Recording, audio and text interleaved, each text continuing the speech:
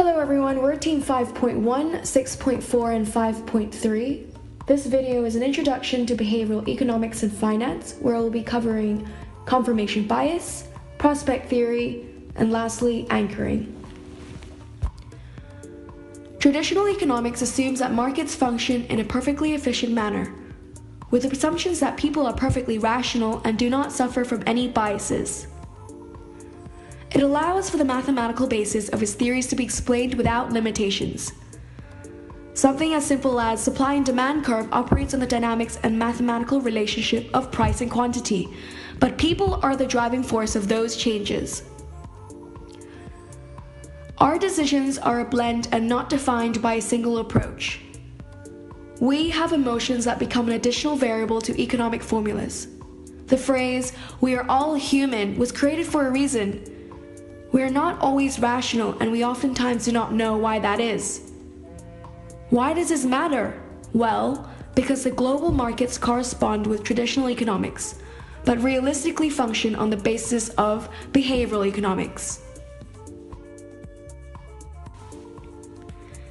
It's common that people believe in what they see, but sometimes in the reality, people choose to see things that they want to believe or things that support their opinions. This is also known as confirmation bias. For example, an investor is more likely to look for the information that confirms their existing prediction, rather than looking for information that can contradict it. Suppose an investor hears a rumor that a company is going to introduce a brand new technology in the market. Immediately, the thought of buying a stock arises. So, the investor would research heavily online for news to prove the stock price will go up. But there is a tendency for an investor to ignore the information that might cause the stock price to drop. Confirmation bias can lead to overconfidence and ignore important information. So seeking contrary advice and questioning yourself and being open-minded to new information can help to avoid falling into the pitfall of the bias.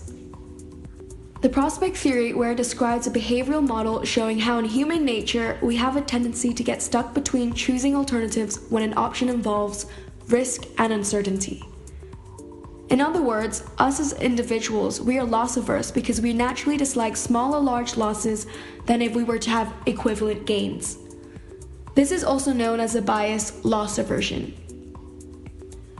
An example is, if you were to choose the following: $900 or take a 90% chance of winning $1,000, which in other words, a 10% chance of winning zero. The rational decision is to take the 90% chance, but part of our human nature, we are inclined to avoid the risk and we will just take the $900, although the expected outcome is the same in both cases. So, we know that people believe what they want. They also prefer being proportional winners rather than being nominally superior. But what is the final driver of irrational decision-making from a financial perspective? Anchoring. Anchoring is when investors use irrelevant information to predict an unknown outcome in the future. Imagine an investor purchases a stock, which subsequently loses value.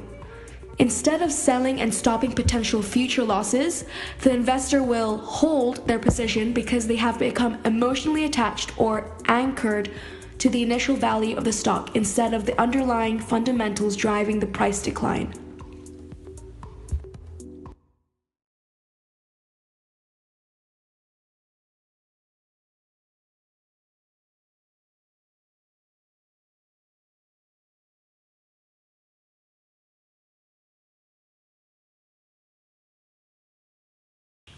Behavioral economics cannot be fully illustrated with only the three previously mentioned theories.